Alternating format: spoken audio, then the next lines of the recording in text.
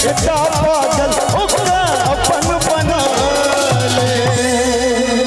राधे अखन गेलिए ने, ई राधे भाई के लिखल गीत है, वो तो चल गला, लेकिन उनका बहुत बहुत आभार व्यक्त करबे जे राधे भाई लगातार कोशिश करते रहे छे जे मैथिली के जे गीत छे चाहे वो कतौ से उठा के आने, भोजपुरी से आने, हिंदी से आने, लेकिन मैथिली भाषा के गीत जन जन तक पहुँचे।